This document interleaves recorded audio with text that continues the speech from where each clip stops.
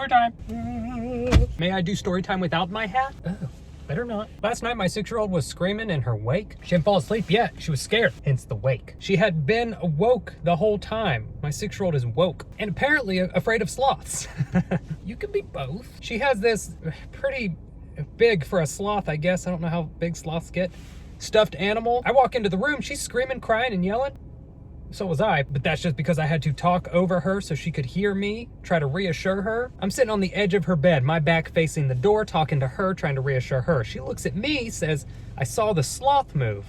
Now I'm afraid, because I've seen the sloth move before.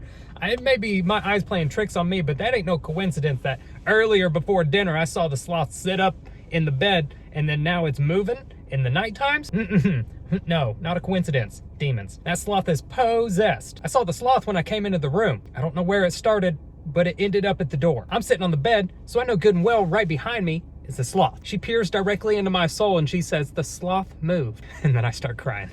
I start tearing up as I'm trying to reassure her that nothing is wrong. It's impossible, sloths don't move, I promise. Knowing good and well I've seen it do it, and it's right behind me. I turn around real quick, okay, like this. Mainly to fling the tears from my eyes without wiping it, because that shows fear and I don't want her to think I'm afraid. How do you reassure a 6-year-old that something doesn't move when you know good and well it does? It's possessed. So I turn around and look at the sloth. He may or may not be moving. They move pretty slow. I do remember putting the sloth on her bed before she went to sleep, which she never did anyway. She was always awake. Okay, now I get it. It's a big difference. Seeing a stuffed animal do this, normal. Seeing a stuffed animal move from your bed to the door.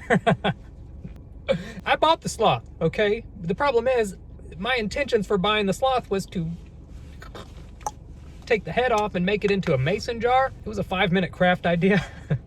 So the sloth knew why I bought it, but I ended up not doing that and gave it to her anyway. I know how to deal with a lot of situations, such as monsters under the bed. Shove as much stuff under there as you possibly can. There's no room for monsters, okay? Boom, problem solved. Now they're in the closet. I don't know how to deal with the extraterrestrial. Is that what demons are? They do be extra sometimes. This was like at 3 in the morning. She went to bed at 11. There's no curfew. She ain't got school. That means the sloth would have had to start moving from the second I put it on the bed to get to the door in 4 hours.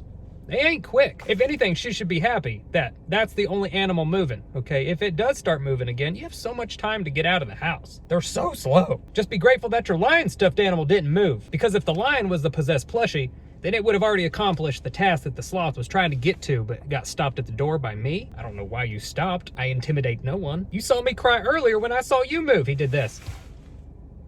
And that's creepy enough. If no one's moving the stuffed animal, it shouldn't move on its own. Okay, but if someone moves, the stuffed animal moves, okay?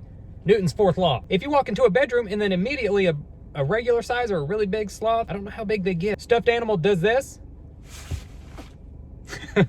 Worry. I am. What was he trying to do? Where was he going? Nowhere fast, but he would have got there eventually. Good thing I'm a light sleeper. What would possess something to possess the slowest animal in the whole United Kingdom? Animal Kingdom. I'm sure there's some in the United Kingdom. There's turkeys on the roof right there. Now, what do? Okay? I already told her that sloths don't move. She don't know about possession yet. She spells every form of your, Y-O-R. She doesn't even spell the wrong form correctly. She don't need to know about that. I grew up in church.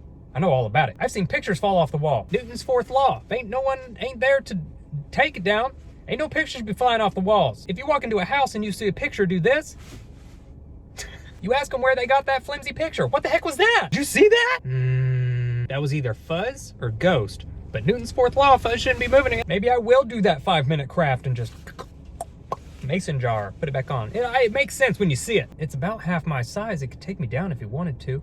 I mean, if I just gave up and let him climb up me. I think the whole place is haunted. You know how many times I wake up in the middle of the night and I hear little girl whispers?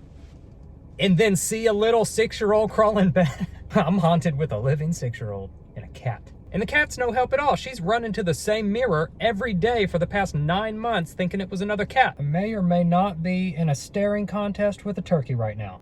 You blinked. What do you know about sloths or demon possession? Are you gonna charge me? Look at those. That's a perfect bowling score. A turkey. Don't look at me like that. That's strike 1 and 2. Get it? A turkey's 3 strikes, right? I don't know bowling. How many strikes is? I don't know. How's your quarantine going?